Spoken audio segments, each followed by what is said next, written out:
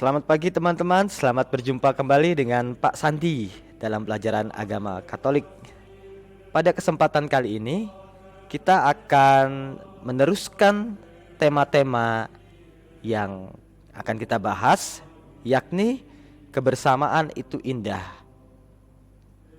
Kita masih dalam bab 5 ya teman-teman, dengan tema-tema yang sudah kita bahas. Dan ini adalah tema yang terakhir. Tema pertama, kita sudah melihat bagaimana berbeda-beda tapi satu tujuan, ya.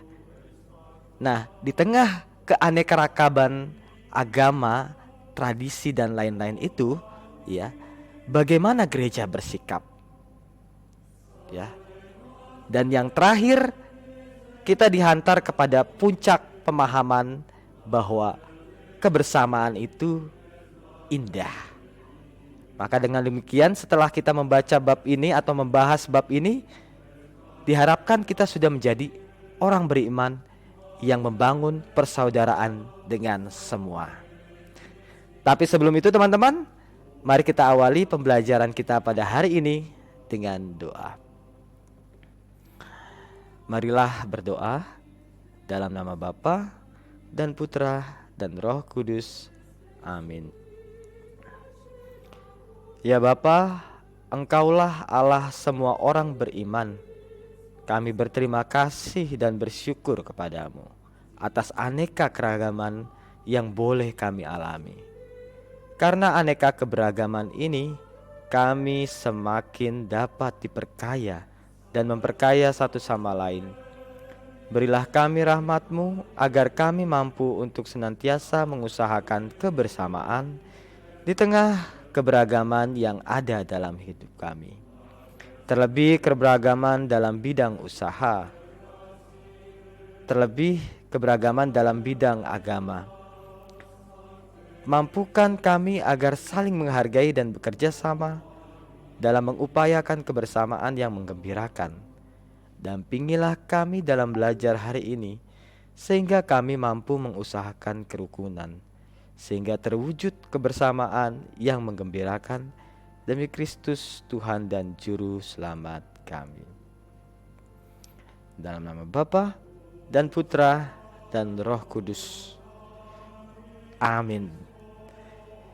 Pertama-tama kita akan melihat, ya teman-teman, kita akan melihat menggali pengalaman kebersamaan yang menggembirakan. Ya. Dikatakan bahwa betapa bahagianya orang yang hidup dalam suasana kehidupan yang penuh dengan persaudaraan. Hidup dalam persaudaraan adalah hidup dalam semangat kasih, teman-teman. Kasih itu tidak membeda-bedakan, tulus, rela berkorban, ya. Dan kasih itu mau terlibat. Sudahkah kita terlibat? Sudahkah kita mampu tidak membeda-bedakan? Sudahkah tulus? Sudahkah kita rela berkorban untuk sesama? Nah, amatilah tentang sekelompok orang yang melakukan kegiatan dalam kebersamaan yang menggembirakan tanpa memandang agama dan kepercayaan berikut ini. Kita diminta untuk mengamati gambar, teman-teman. Ya, ini Uskup Amboy pula, Uskup Ambon, ya. Uskup Ambon, MTQ ya teman-teman ya. MTQ itu majelis taklim gitu ya, semacam, bukan semacam ya, itu adalah perkumpulan religius saudara kita yang Muslim ya. Kemudian di sini juga ada apa ini? Kita berbesar ya teman-teman biar jelas ya. Ayo. Nah, ada pertemuan para pemuka agama di Indonesia ya. Ini pemuka agama itu ada yang Muslim, ada yang Katolik, ada yang Buddha, ada yang Hindu dan seterusnya ya. Ada yang Konghucu juga pasti. Ada yang Protestan juga ada. Ya, semuanya hadir dalam pertemuan ini. Nah ya. Coba teman-teman, Bagaimana kalian berkomentar ketika melihat begitu banyak perbedaan di antara kita, tetapi kita bisa satu panggung, tetapi kita bisa bekerja sama dalam banyak hal. Manakah yang lebih baik ketika kamu ketika kamu tidak bisa membedakan keberagaman dan bekerja sama dibanding kamu yang bisa memahami keberagaman dan bekerja sama. Pak Sandi ulangi ya. Bagaimanakah kamu memilih kalau kamu disuruh memilih, gampangnya gini ya. Kalau kamu disuruh memilih, apakah kamu lebih memilih menjadi orang yang tidak bisa membedakan dan hidup bekerja sama, atau kamu menjadi orang yang bisa membedakan dan mau memahami perbedaan dan bekerja sama?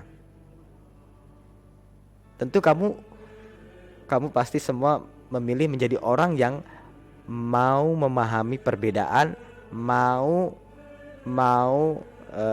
mengenal perbedaan dan bekerja sama, ketimbang kamu tidak mau mengenal tetapi kamu harus bekerja sama. Hancur. Ini indah, bahagia, dan sangat maju, teman-teman ya. Itu ya. Semakin kita mampu menghargai perbedaan, kita juga semakin dewasa dalam beriman ya. Oke. Nah, sekarang kita mau melihat bagaimana Yesus mengusahakan kebersamaan tanpa membeda-bedakan ya. Ini tentu sudah kalian baca ya tadi ya. Sudah kalian pahami ya. Poin pentingnya di sini, teman-teman. Perwira Romawi oleh masyarakat pada waktu itu dianggap sebagai orang kafir ya. Orang kafir maksudnya adalah orang yang menyembah secara sederhana ya, teman-teman ya. Secara sederhana, orang kafir adalah orang yang menyembah dewa-dewi seperti itu ya, dewa-dewi. Tapi kalau mau lebih tepatnya lagi itu sebenarnya adalah orang yang di luar dari kelompok gitu, sehingga mendapat posisi yang disudutkan gitu ya. Orang kafir itu orang yang di luar kelompok ya. Tetapi supaya istilah kafir ini lebih kontekstual atau lebih mudah dipahami adalah ya orang yang menyembah dewa-dewi lah, seperti itu ya. Nah, kemudian menurut adat istiadat Yahudi haram teman-teman ya, hukumnya untuk bergaul dengan bangsa kafir seperti perwira Romawi, haram ya. Tapi kenyataannya apa? Teman-teman baca sendiri dan bisa menyimpulkan sendiri apa yang dilakukan Yesus, sehingga itu yang menjadi model kita untuk menjadi orang beriman yang hidup tanpa membeda-bedakan sesama ya. Jangan hanya mau bergaul dengan sesama kita saja ya. Kemudian ada yang tidak sesama dengan kita, kemudian kita tidak mau atau menutup diri. Tidak, teman-teman ya. Kita mau tidak mau hidup di tengah keanekaragaman yang sangat kaya dan yang sebenarnya itu indah. Sama seperti pelangi yang sudah Pak Sandi kemarin ceritakan ya. Gak perlu lagi Pak Sandi jelaskan ya. Bagaimana pelangi itu begitu indah dalam satu kesatuan ya. Di samping mereka punya warna-warna yang individu, tetapi indah dalam satu kesatuan ketika dipandang secara bersama.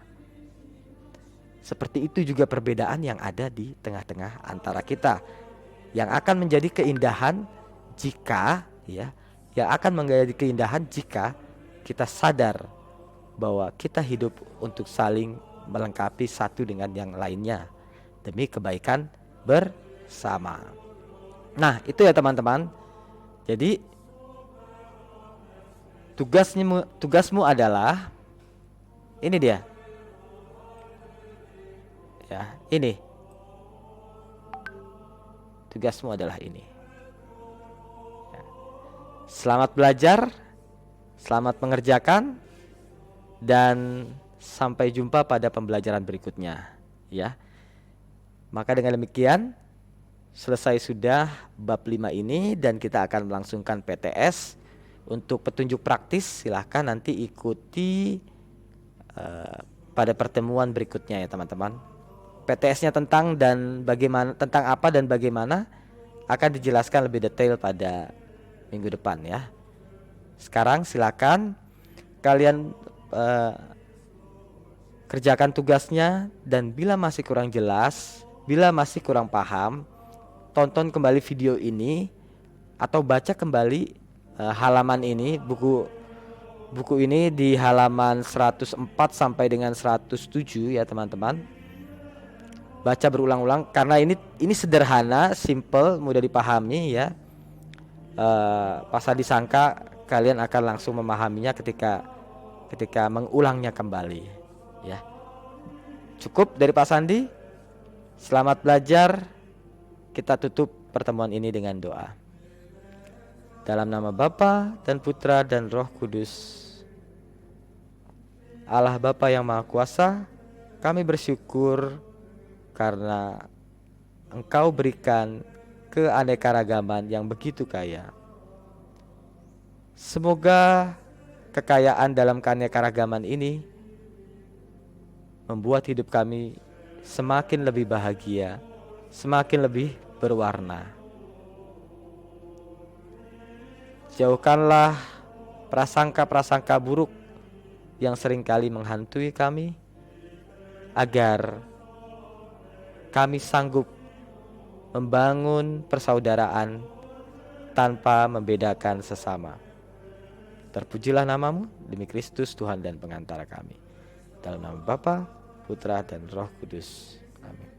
Sampai jumpa teman-teman. Jangan lupa 3M, mencuci tangan, menjaga jarak, dan menggunakan masker. Sampai jumpa. Ya. Dadah.